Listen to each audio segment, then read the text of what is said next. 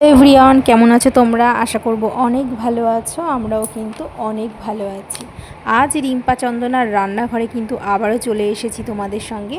নতুন একটি দিন, নতুন একটি রেসিপি নিয়ে কিন্তু আবারও হাজির হয়েছি। যা গরম পড়েছে, এই গরমে কিন্তু তেল ঝোল খেতে একদমই কিন্তু ভালো লাগে না, তেল মশলা খেতে। তো আজকে কিন্তু করব একটি সিম্পল একটি রেসিপি। আর এই গরমে যেহেতু ঝোল মশলা খেতে তেমন একটা ভালো লাগে না, তাই হালকা পাতলা রেসিপিটাই কিন্তু আজকে করব। আজ করব হালকা ঝিঙে বেসনের কিন্তু তরকারি। মন ছুঁয়ে যাবে। তাতে গরমে মানুষের জীবন কিন্তু একদমই কিন্তু নাজেহাল হয়ে যাচ্ছে। তার জন্য মা কিন্তু আজকে বলল, চল আজকে একটি দারুণ একটি রেসিপি করব, হালকা পাতলা একটি রেসিপি ঝিঙে দিয়ে। তাহলে চলো বন্ধুরা, আজকের রেসিপিটা শুরু করা যাক। আমরা বাড়িতে কিভাবে রেসিপিটা করব। এই যে ঝিঙে কেটে নিচ্ছি, এই যে অল্প করে আমি খোসাটাকে কিন্তু ছাড়িয়ে নিয়েছি। এবার ঝিঙেটাকে কিন্তু বেশ লম্বা লম্বা করে কিন্তু বড় করেই কিন্তু আমি কেটে নেব। আর সঙ্গে আলুটাকেও কিন্তু আমি কেটে নেব লম্বা লম্বা করে। এই যে ঝিঙেটা ফার্স্টে কেটে নিয়েছি, এবার কিন্তু আলুটাকে কাটছি। আলুটাকেও কিন্তু বেশ লম্বা লম্বা করে কিন্তু কেটে নেব। তো সবজি আমার মোটামুটি কাটা হয়ে গেছে। এবার আমি পরিষ্কার করে জল দিয়ে আমি কিন্তু ধুয়ে একটি প্লেটে কিন্তু সাজিয়ে নেব।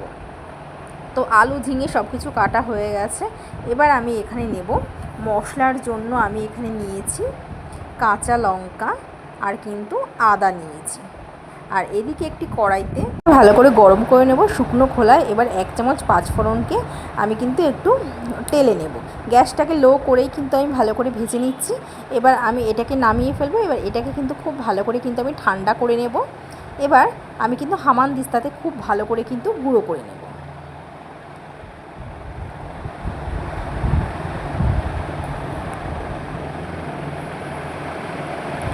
তো দেখো, আমি কিন্তু খুব ভালো করে কিন্তু গুঁড়ো করে নিচ্ছি।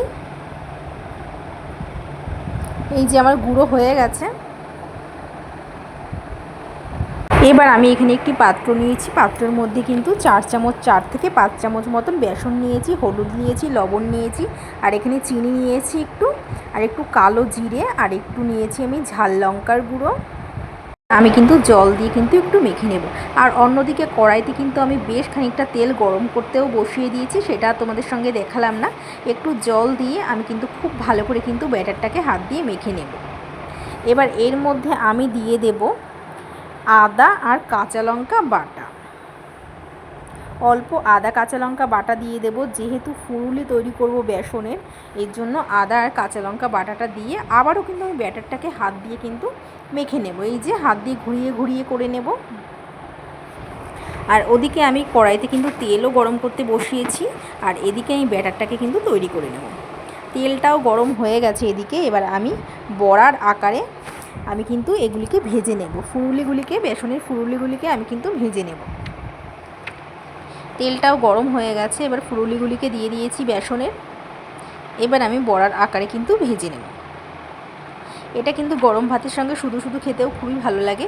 আমি একটা এমনিও শুধু খেয়ে দেখছিলাম যে কেমন লাগে। ভালোই লাগে কিন্তু খেতে বেশ এই বেসনের ফুলুলিগুলো।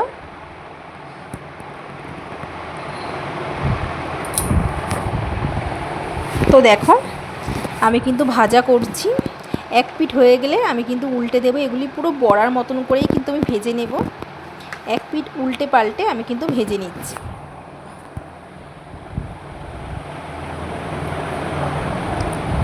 দেখো, আমি কিন্তু ভেজে নিচ্ছি।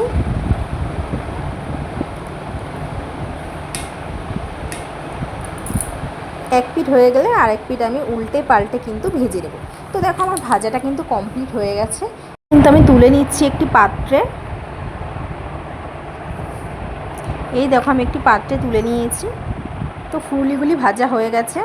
ওই কড়াইতে আমি আর একটু তেল দিয়ে ওর মধ্যে কিন্তু আমি গোটা জিরে, তেজপাতা, শুকনো লঙ্কা দিয়ে ফোড়নটাকে ভালো করে নাড়াচাড়া করে এখানে আমি লম্বা লম্বা করে আলু কেটেছিলাম। এবার আলুগুলিকে দিয়ে কিন্তু আমি ভেজে নেব। তো আলুগুলিকে কিন্তু এবার ভেজে নিতে হবে।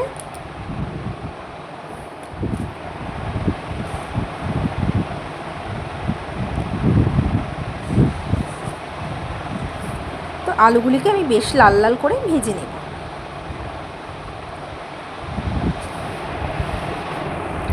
তো এবার কিন্তু আমি ঝিঙেগুলিকে দিয়ে দেবো। এমনি কচি ঝিঙে অল্প করে কিন্তু আমি ভেজে নেব।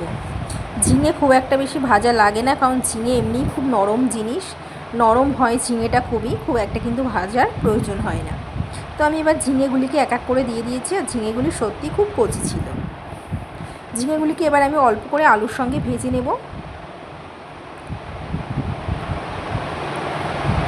তো দেখো ঝিঙে আলুগুলিকে আমি খুব ভালো করে কিন্তু ভেজে নিচ্ছি।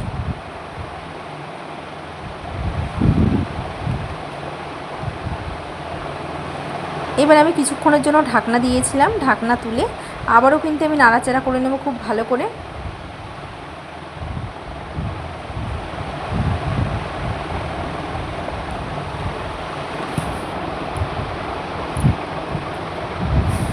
কাচের বাটিতে আমি 1 চামচ মতন হলুদ নিয়েছি, 1 চামচ মতন লবণ নিয়েছি। এবার আমি চামচ দিয়ে কিন্তু জলে কিন্তু আমি গুলে নেব, খুব ভালো করে গুলে নেব। আর এদিকে কিন্তু ঝিঙের আলুটাকেও কিন্তু আমি বেশ ভাজা ভাজা করে নিচ্ছি। দেখো বেশ ভাজা ভাজা কিন্তু হয়ে গেছে ঝিঙে আর আলুটা।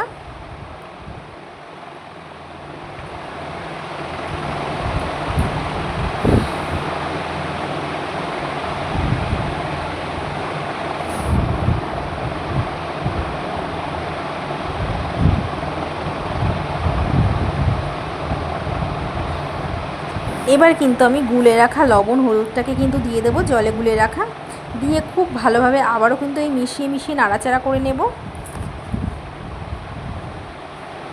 এবার কিছুক্ষণের জন্য ঢেকে দিয়েছিলাম, এবার ঢাকনা তুলে আবারও আমি খুব ভালো করে নাড়াচাড়া করে নেব।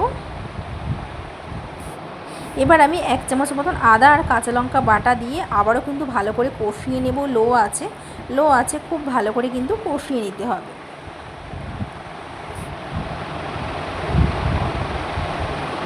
যেহেতু তরকারিটা আমি একটু ঝোলঝোল করব, এর জন্য আমি জলের পরিমাণটাও একটু বেশি দেব।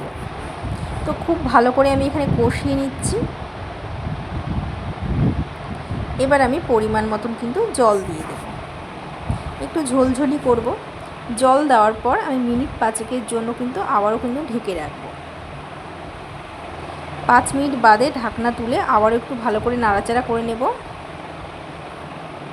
এবার আমি 3টে কাঁচা লঙ্কা দিয়ে দেব, একটু স্বাদের জন্য চিনি দিয়ে দেব। 3টে কাঁচা লঙ্কা, স্বাদের জন্য চিনি দিয়ে খুব ভালোভাবে মিশিয়ে মিশিয়ে নাড়াচাড়া করে নেব। এবার আমি কিন্তু মিনিট 2 ফুটিয়ে আমি কিন্তু দিয়ে দেবো এই যে ফুরুলিগুলি দিয়ে দেবো, বেসনের ফুরুলিগুলিকে দিয়ে খুব ভালোভাবে একটু নাড়াচাড়া করে নেওয়ার পর একটু ফুটিয়ে আমি এখানে দিয়ে দেব 5 ফোড়ন। এই যে 5 ফোড়নটাকে আমি এখানে গুঁড়ো করেছিলাম সেটাই দিয়ে দেবো হামানদিস্তাতে। 5 ফোড়ন দেওয়ার পর আমি এখানে একটু 1 চামচ মতন গাওয়া ঘি দিয়ে খুব ভালোভাবে একটু মিশিয়ে মিশিয়ে নাড়াচাড়া করে নেব। তো দেখো খুব ভালোভাবে নাড়াচাড়া করে নিয়েছি, এবার মিশিয়ে নেব।